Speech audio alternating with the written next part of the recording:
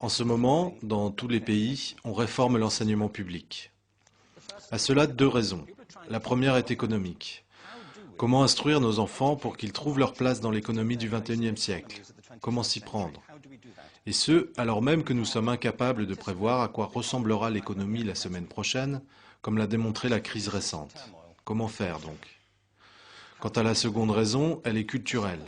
Tous les pays du monde se demandent comment éduquer nos enfants pour qu'ils acquièrent une certaine identité culturelle, pour leur transmettre les gènes culturels de nos communautés, tout en participant à la mondialisation.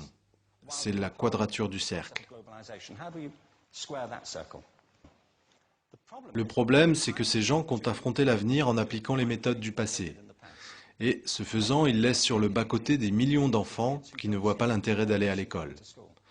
Nous, quand nous y allions, nous étions motivés par un principe.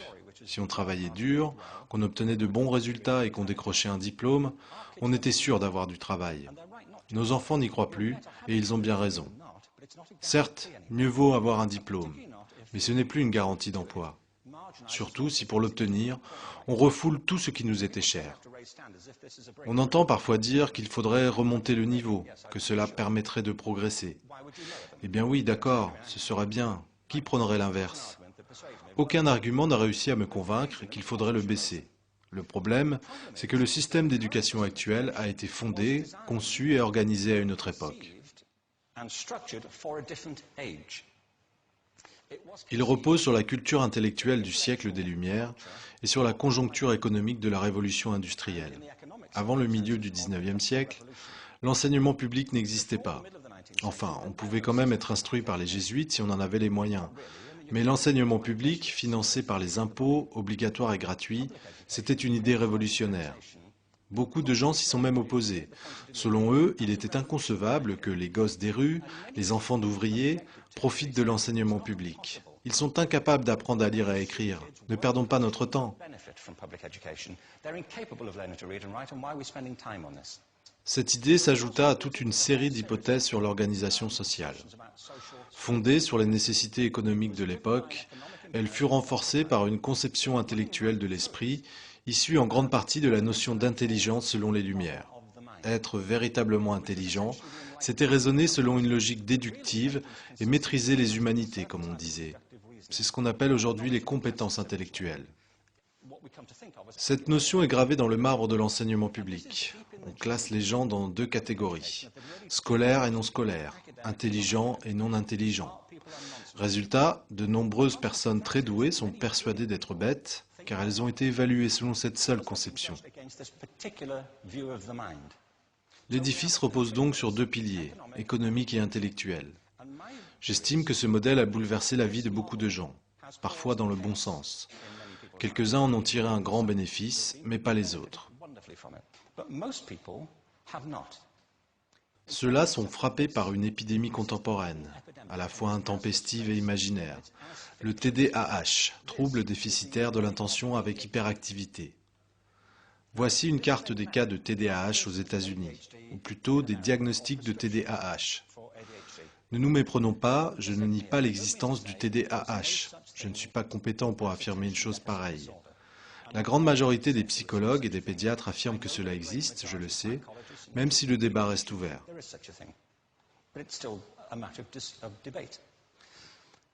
Ce que je sais, en revanche, c'est qu'il ne s'agit pas d'une épidémie.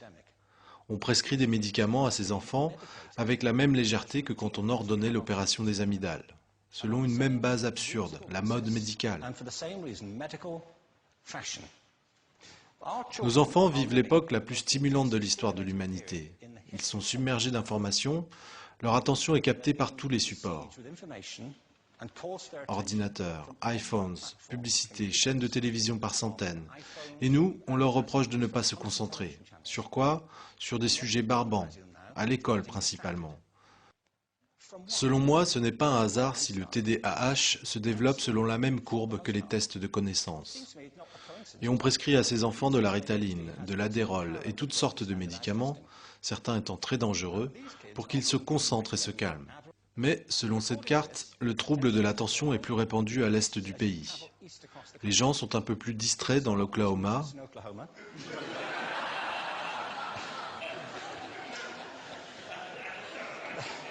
Ils n'arrivent pas à réfléchir dans l'Arkansas et à Washington, ils ont perdu la tête. Mais là, les causes sont probablement différentes.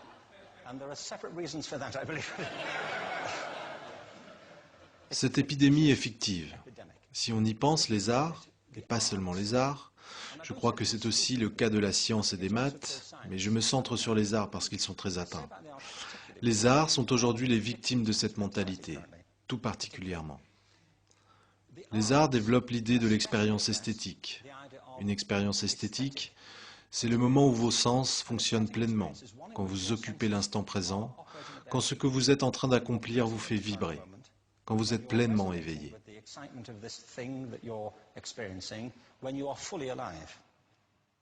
L'anesthésie, c'est l'extinction de vos sens, l'inertie face à ce qui vous entoure. C'est d'ailleurs l'effet de certains de ces médicaments. Nous adaptons nos enfants à l'instruction en les anesthésiant, alors que nous devrions faire le contraire. Nous ne devrions pas les endormir, mais les éveiller, révéler ce qu'il y a en eux. Mais voici notre idéal. Il me semble que notre système d'éducation répond aux intérêts de l'industrie, qu'il est à son image. En voici quelques exemples. Les écoles sont calquées sur les usines. On y sonne la cloche, les salles sont séparées, on enseigne les matières isolément. Nous instruisons toujours les enfants par classe. Je veux dire, on les soumet à un système organisé selon l'âge. Pourquoi ? Pourquoi croyons-nous que le principal dénominateur commun des enfants est leur âge ? Comme si leur caractéristique principale était leur date de fabrication. Pour ma part, je connais des enfants qui, dans certaines matières, sont bien meilleurs que leurs copains du même âge, ou qui travaillent mieux à certaines heures, ou en petits groupes plutôt qu'en classe complète, ou encore qui veulent rester seuls. Quand on se penche sur la pédagogie, on n'adopte pas d'emblée cette conception issue du productivisme, mais la conformité règne. C'est de plus en plus vrai, surtout quand on constate la standardisation des tests de connaissances et des programmes scolaires, leur normalisation. À mon avis, nous devrions aller dans l'autre sens. C'est ce que j'appelle modifier le paradigme. Une grande étude a été menée sur la pensée divergente il y a 2 ou 3 ans. La pensée divergente n'est pas la même chose que la créativité. Pour moi, la créativité, c'est la capacité à avoir des idées originales qui ont de la valeur. Sans en être synonyme, la pensée divergente est essentielle pour la créativité. Il s'agit de l'aptitude à formuler un grand nombre de réponses à une question, à considérer cette question sous plusieurs angles, ce qu'Édouard de Bono appelait la pensée latérale, à penser autrement que selon des voies linéaires ou convergentes, à concevoir plusieurs réponses et non une seule. J'ai donc conçu un test à ce sujet. On peut demander aux gens, combien d'usages pourriez-vous faire d'un trombone? Ils posent alors des questions de routine, puis la plupart proposent 10 ou 15 réponses. Certains sont assez forts pour en imaginer 200. Pour en arriver là, ils s'interrogent. Et si le trombone mesurait 60 mètres de haut? S'il était en caoutchouc mousse? Est-ce que l'on doit s'en tenir au trombone tel qu'on le connaît, Jim? Le test fonctionne ainsi. C'est exposé dans un livre intitulé Breakpoint and Beyond, le point de rupture et au-delà. 1500 personnes ont été étudiées. Selon le protocole de l'expérience, celles qui dépassaient un certain niveau étaient considérées comme des génies de la pensée divergente. J'ai une question pour vous. Quel pourcentage des 1500 sujets ont atteint le niveau du génie? Un dernier détail, c'était des enfants de maternelle. Qu'est-ce que vous diriez? Combien étaient des génies? 80%? Ok? Il y en avait 98%. Il faut le savoir, l'étude portait sur le long terme. Les mêmes enfants ont donc été testés une seconde fois 5 ans plus tard, vers 8 ou 10 ans. Et là, à votre avis? La moitié moins, 30%. Nouveau test 5 ans plus tard, à 13 ou 15 ans, 12%. Vous avez compris la tendance, n'est-ce pas? Cela nous fournit une donnée intéressante. En effet, on aurait pu supposer que l'évolution se ferait en sens inverse, non? On commence par être très bon, puis on devient meilleur à mesure qu'on grandit. Ça montre 2 choses. Primo, nous avons tous cette capacité, et secondo, elle se dissipe en grande partie. Certes, il est arrivé des choses à ces enfants, tandis qu'ils grandissaient, plein de choses. Mais l'une des plus importantes, j'en suis convaincu, c'est qu'ils ont été éduqués. Ils ont passé 10 ans à l'école, où on leur a répété « il n'y a qu'une réponse, elle est écrite derrière, mais ne tourne pas la page ». Et ne copie pas, c'est de la triche. Hors de l'école, on appelle ça de la coopération. Mais à l'école, alors là, ce n'est pas l'effet de la volonté des professeurs, c'est comme ça, c'est tout. C'est gravé dans le marbre de l'éducation. Or, nous devons envisager autrement les capacités humaines, dépasser cette vieille scission entre compétences intellectuelles et non intellectuelles. Ce n'est qu'une abstraction, une théorie, un mode de sélection. Regardons enfin les choses en face, tout ça, c'est un mythe. Ensuite, nous devons reconnaître que la plupart des acquisitions de base se font en groupe, que la coopération alimente le développement. Si nous atomisons les gens, si nous les séparons et si nous les jugeons individuellement, nous les séparons de leur environnement éducatif naturel.